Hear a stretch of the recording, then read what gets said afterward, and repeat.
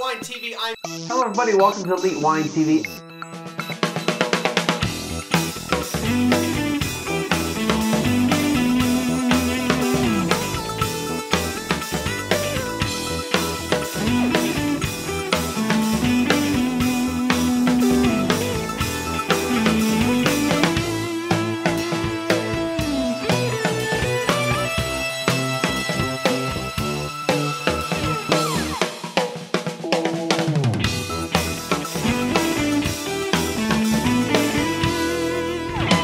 Hello everybody, welcome to Elite Wine TV. I'm your host Mark Fusco here for another episode of the show, and this is going to be the first episode of quite a few, or I guess 5, 1, 2, 3, 4 episodes. Yes, 1 of 4 episodes where we're going to do, well, yeah, because I did 4 wineries. So we're going to review wines from Texas, from the wineries I visited a couple weeks ago.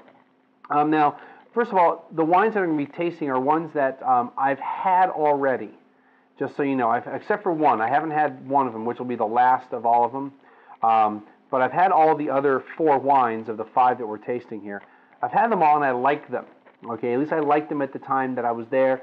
And I liked them enough to buy them. So now we're going to do a formal review of them. So what we're going to do is we're going to start with the first one here. This is the McReynolds Wines 2004 Merlot, to get a little close-up of the label there. Now, the McReynolds Winery is almost literally in the middle of nowhere in Texas, okay, in the hill country, the northern part of the hill country.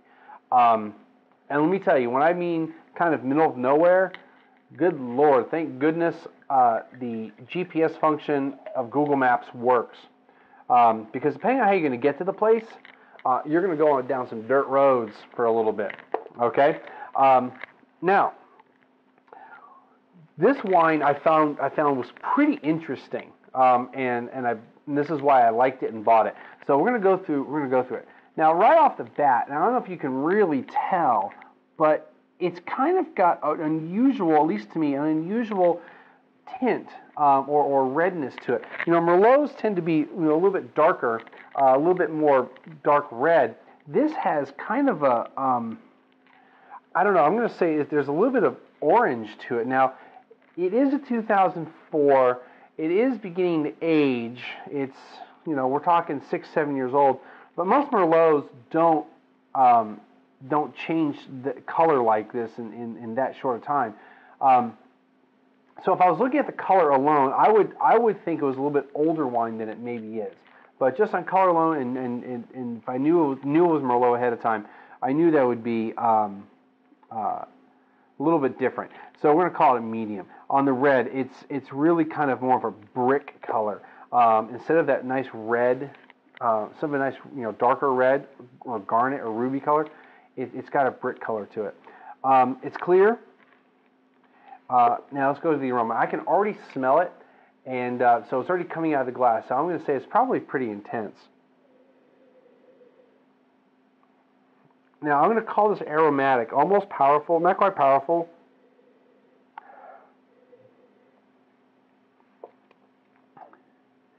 And again, I know it's a 7-year-old wine.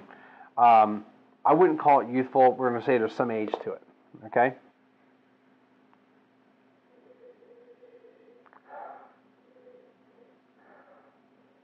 Now this is where I find that this Merlot is different than some other ones. It's not a fruit-forward wine. It's very minerally. It's got some, I don't like to use the word chemical, but it's got a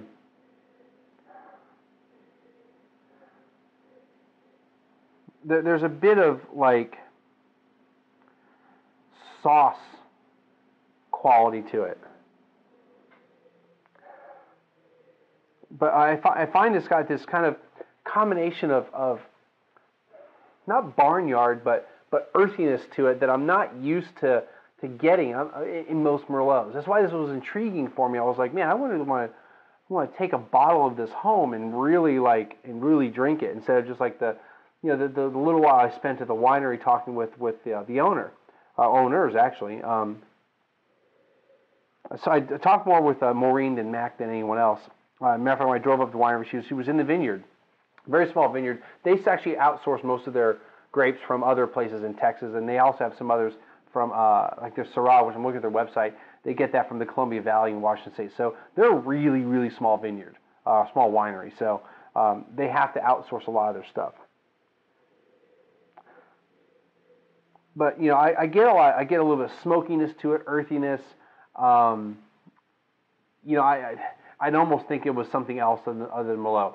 Not in a bad sense, like the Riesling, where I was like, yeah, it could be a Sauvignon Blanc for all I could care. But yeah, it's definitely you got some earthiness, minerality,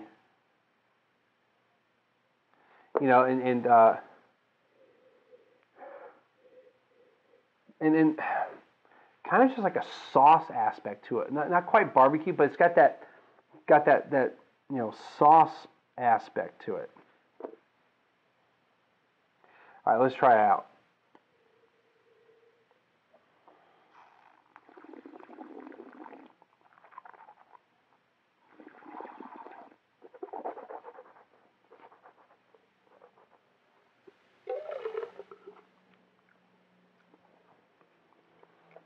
Now this is where it kind of takes another little turn.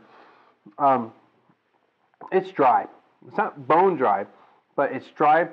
I would call it light to medium on the body. We're going to call it a medium body. On the acidity, now this is something I don't really talk a lot about with red wines, but I'm going to call it kind of tart. It's got a little bit of tartness to it. And again, this is what I was really kind of intrigued by this wine. It's got some medium tannins. Now, on the tannins, you also have the type, and this is something I haven't really talked about, and then we're trying to get into a little more.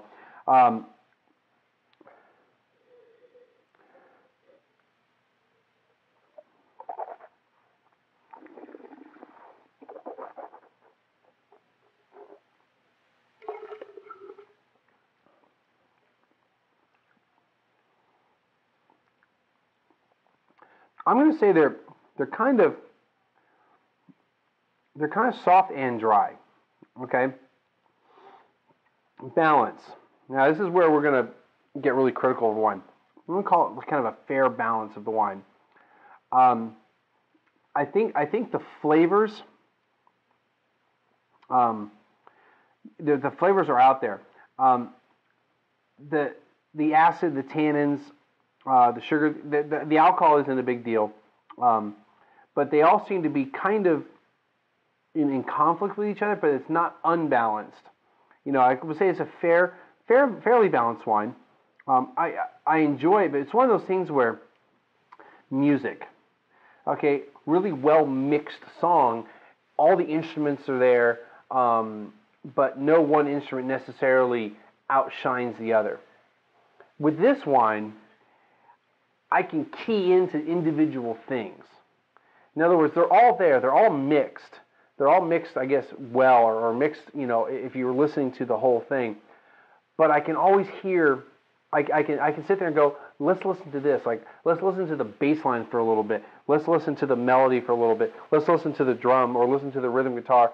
I can pick each individual part out. So as geekiness, I think that's what I really liked about this wine. There's like this geek level to me, where I can pick out the individual parts to it. I'm just going to say it's a fairly balanced wine. Flavor intensity, I'm going to call it flavorful. Again, just I can really taste a lot of stuff in here.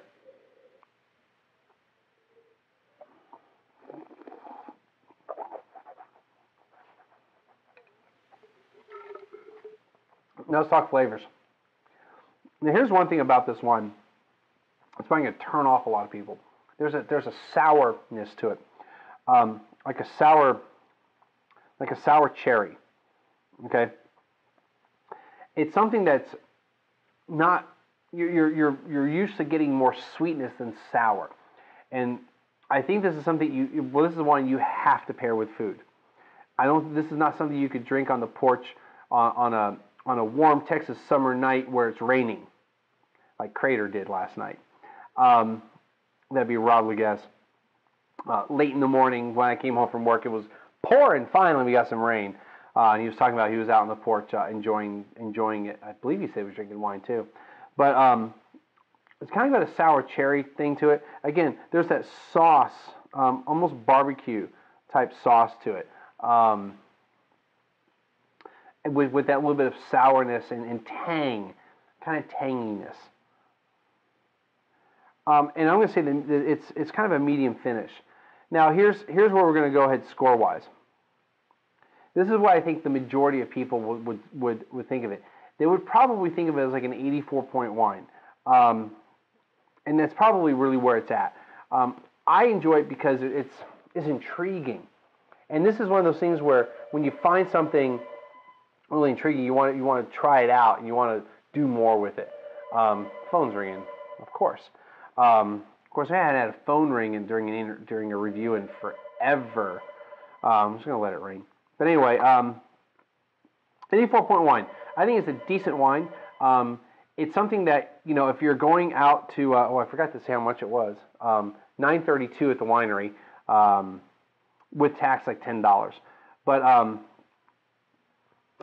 if you're out, spend $10 on a bottle of wine, it's something where don't expect it to be like any other Merlot that you may have had. If you're looking for the fruit bomb Merlot or the very light-bodied Merlot, this is not quite what it's going to be. You need to know, listen to how I describe it. You might like it, you might not, okay? I particularly like it because of the intrigue factor. If I wasn't into wine, if I wasn't like a geeky kind of wine person, I probably would say I don't buy it, okay? But with that said, this is one of those wines where it's kind of hard to tell you buy or not buy because it's going to appeal to, I think, a certain kind of person that's looking for a wine, but your general public, general Merlot, they're going to go, this is not what I was expecting. Okay. I don't even if I started I don't think I started my timer. I bet you I didn't because we've easily went over 7 minutes by now. No, I didn't start it. All right, so that's going to do it for today's episode. Remember, come to the website, check out everything on the website, donate, check out anything in the ads, the long thing, check that out. That's going to do it. We're going to see everybody again next time with the next